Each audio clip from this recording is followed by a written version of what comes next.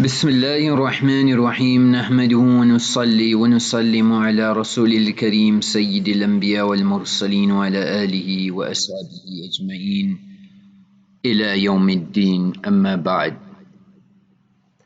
Generally, a person who doesn't post, who's not on social media, people mock him and find faults. Say you are an introvert, you are reserved, you are withdrawn from society. Why have you retreated? Why are you antisocial? So no, he wants his privacy and he has a right to his privacy. So there's double standards.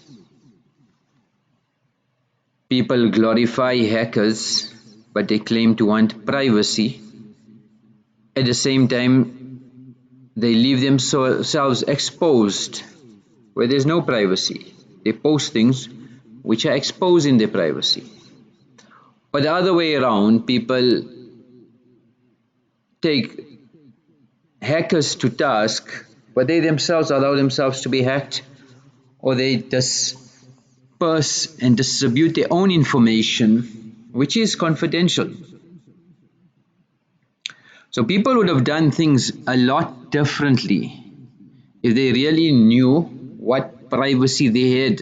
And we are talking of privacy with regards to your cell phones, smartphones, laptops, desktops, social media, etc.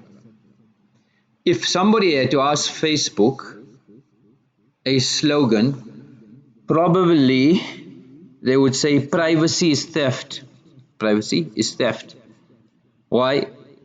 Because they're actually selling your lack of privacy to advertisers who are going to use your information to extract things out of you.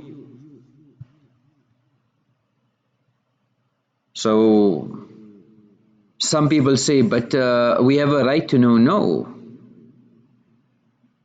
We have a right to safety. We have a right to privacy. We have a right to protect. For example, عَيْنُ حَقُّ النَّظَرِ. Do you have a right to protect yourself from the evil gaze? Yes. Do you want to suffer? Okay, that's your prerogative. What you draw on yourself and the consequence, you will face the consequences. What about sihr, black magic? So black magic would be done when a person posts the image on the items that they post. So you want your, whatever the consequences, but it can be very devastating, and the consequences sometimes causes such harm that it cannot be undone, irreversible damage. So we don't understand the magnitude, we don't understand the weight. We take it trivial, but in Deen, concealment, privacy is part of it. And a person who is private is praiseworthy. And shaitan wants to undo your privacy. يا بني آدم لا يفتننكم الشيطان كما أخرج أبويكم من الجنة. O human being, listen well, don't let shaitan seduce you as he did to your parents Adam and Hawa alayhim as-salam. What did he do? يَنْزِعُ عَنْهُمَا لِبَاسَهُمَا. He snatched it off, he removed their robes. لِيُرِيَهُمَا سَوْآتِهِمَا. So that he might manifest their shame. إِنَّهُ يَرَاكُمْ هُوَ وَقَبِيلُهُ مِنْ حَيْثُ لَا تَرَوْنَهُمْ. So he sees you, his tribe, where you cannot see him. So this privacy, Mufassirin have explained that Shaitan is making effort to expose people. And when a person is not particular of those things which Allah has encouraged to keep private, dalilu fasadil aqli wal fitrati. This is a clear indication of their corrupt minds and nature, your natural temperament. So it's a clear indication. It's a clear indication of this pervertedness, this contamination. وَمُوَافَقَةِ الشَّيْطَانِ, and conforming to the ideologies of Iblis. وَمُخَالَفَةِ أَوَامِرِ الرَّحْمَنِ, and clear contravention of the commands of Allah. So taking pictures and exposing our privacy has become the norm in the change rooms. Whether it's men only or ladies only, it's a norm. Going to the beaches, a norm. People go on holiday, they remove their satar. So various forms, we need to be very aware of the plotting of Shaitan. And even in a Shari court, in Islamic Qadi, judge, there are regulations. Part of that is witnesses. Why? Because tahuma, accusing people, that is forbidden. So it has to be clear cut, and there is had, there is Shari laws, there is cause and effect. Whoever accuses somebody without proof. So we have been encouraged to honor the reputations of the believer. إِنَّ الَّذِينَ يُحِبُّونَ أَن تَشِيعَ الْفَاحِشَةَ, those who slander and spread information concerning those who believe, they will have a severe punishment in the world and in the year after. وَاللَّهُ يَعْلَمُ وَأَنْتُمْ لَا تَعْلَمُونَ. Allah knows the truth, and Judgment Day the truth will be revealed.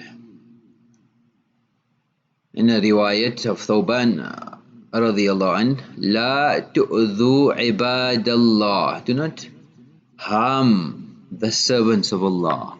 وَلَا تُعَيِّرُوهُمْ, do not find fault, do not expose. وَلَا تَتْلُبُوا عَوْرَتَهُمْ, do not seek their hidden shortcomings. فَإِنَّهُ مَنْ طَلَبَ عَوْرَةَ أَخِيهِ الْمُسْلِمِ, whoever seeks the faults of his Muslim brother, طَلَبَ اللَّهُ عَوْرَتَهُ, Allah will expose his faults. Allah will degrade him. حَتَّى يَفْضَحَهُ فِي بَيْتِهِ, even in his home, if he is hiding, he'll be disgraced. لَوْلَا إِذْ سَمِعْتُمُوهُ ظَنَّ الْمُؤْمِنِينَ, why did not the believing men believe him when you heard? Think good and say, هَذَا إِفْكٌ مُبِينٌ, this is clear, evident falsehood. So Allah is disciplining us from spreading slander. So this is the incident of Aisha radiyallahu anha, where some evil slander was mentioned about her. So some Mufassirin explained this was revealed with regards Abu Ayub Khalid ibn Zayd al-Ansari and his wife. The discussion was, the wife said, "Oh Abu Ayub, have you heard what people are saying about Aisha?" So he said, "Yes, it is all lies. Would you do that, Umm Ayub?" She said, "No, by Allah, I would not do that." He said, "Wallahi, by the oath of Allah, Aisha is better than you. She is better than you. So we are hearing the protocols, we are hearing the warnings, we are being told what steps even to be implemented to protect ourselves. It may seem overwhelming, but at the current situation globally, we need to protect our izzat, we need to protect our honor, we need to protect our reputation. So we need to make an intention, start making effort, draw Allah's help. What is in my capacity, I should do that. So we say tawakkul, tawakkal Allah, wa tawakkal Allah, wa man yattakillah. We give targhib of tawakkul, wa man yatawakkal Allah. But we don't apply steps as well. So Deen is both taking the necessary steps as well. And Ml Thanwi explaining his incident, he said somebody came and presented him with a hadiah, 25 rupees. So Hazrat told him, this is too much, it's a large amount. The person insisted, but I only took 10 rupees. So after the person departed, his friend who was with him was there. Then he narrated to Hazrat, he said, when we left home, he decided to give you 10 rupees. And then he thought, so no, it's a small amount, it is below your dignity. So then he said, okay, I'm going to give him 25 rupees. So Hazrat didn't have any knowledge of this conversation. And he said, I actually wanted to only take 5 rupees, but the reason why I took 10 rupees is that the other day I bought some wood on credit for 10 rupees.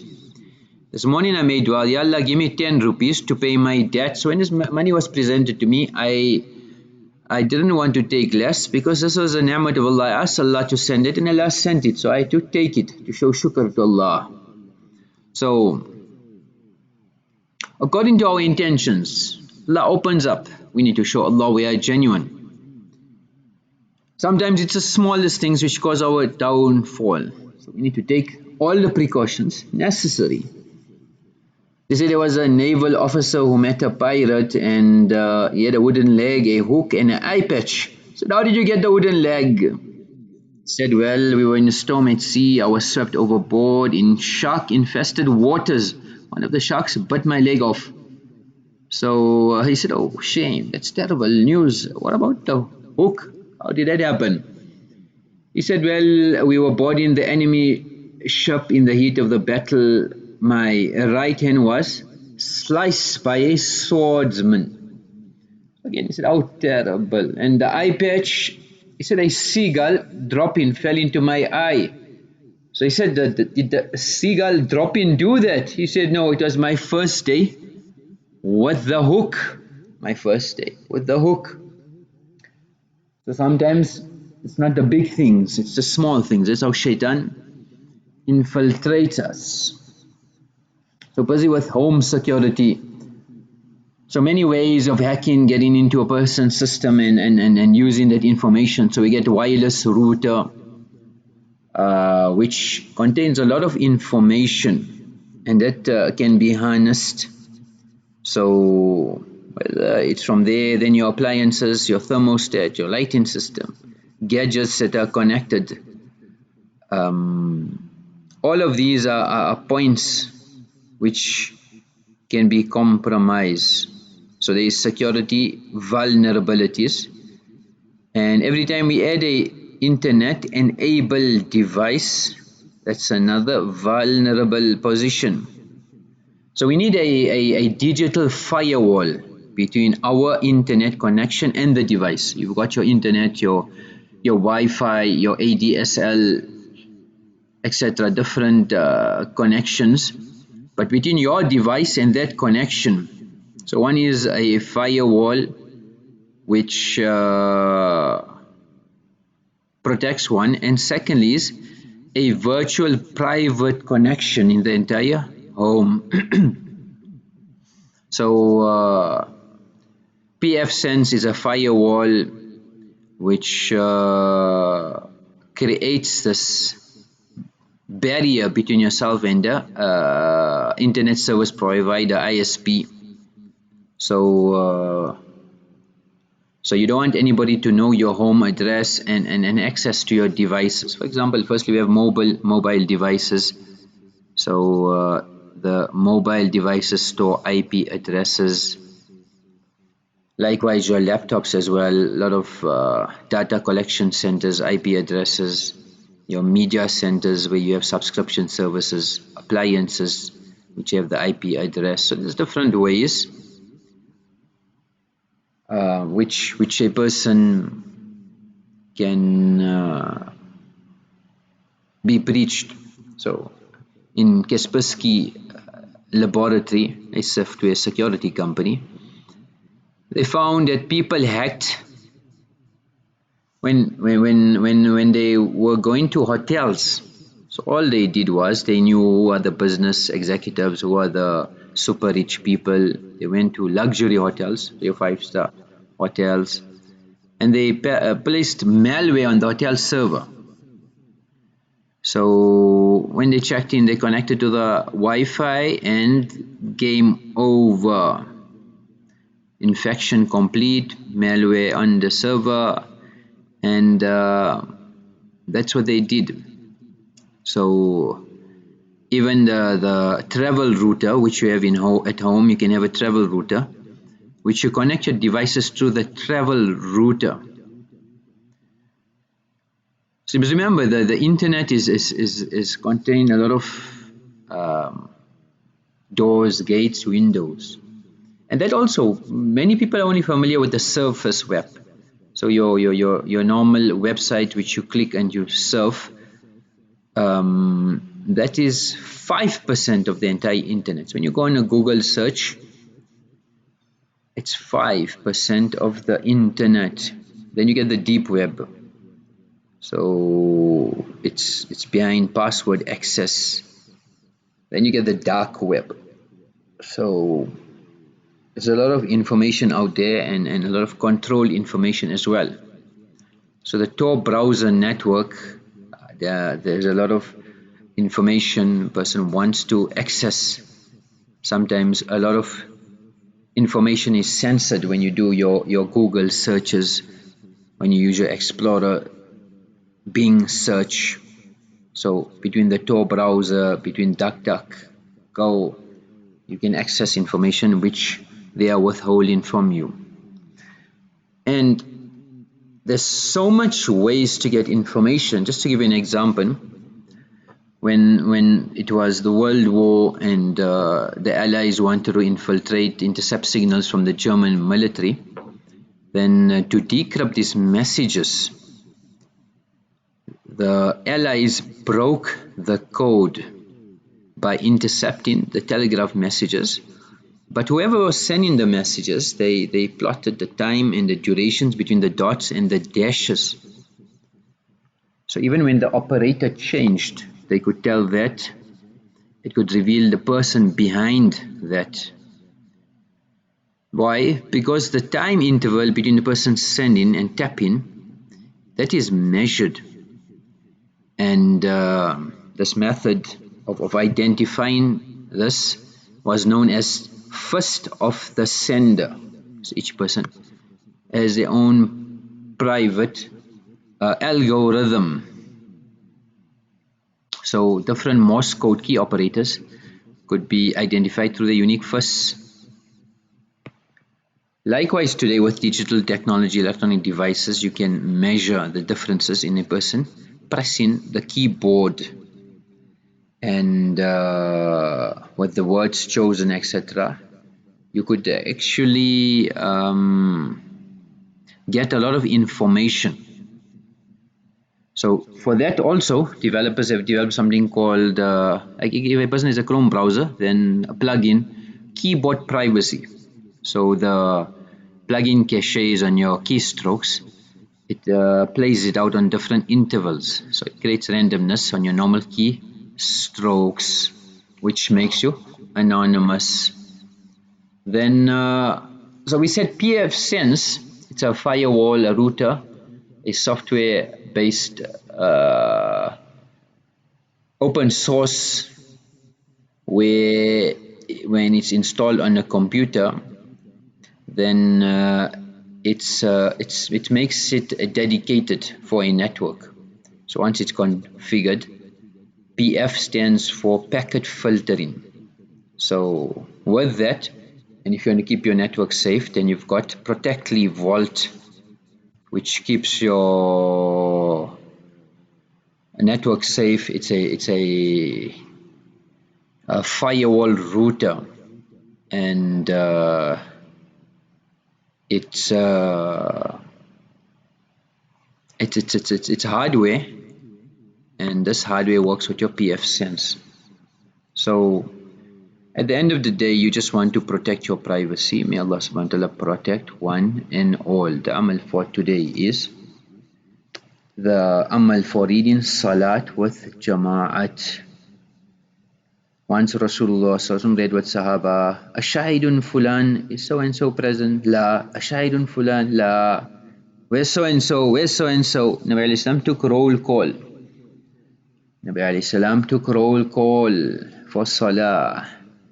Salat al-Fajr, Salat al-Isha, important salats. إن هاتين الصلاتين أثقل الصلوات على المنافقين, the most difficult salat for the hypocrites. Isha and Fajr, ولو تعلمون ما فيهما, if you knew the value, لأتيتموهما ولو حبوا على الركب.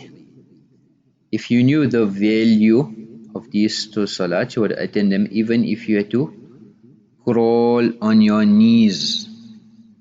May Allah subhanahu wa ta'ala give us tawfiq wa making amal wa akhiru da'wana alhamdulillah.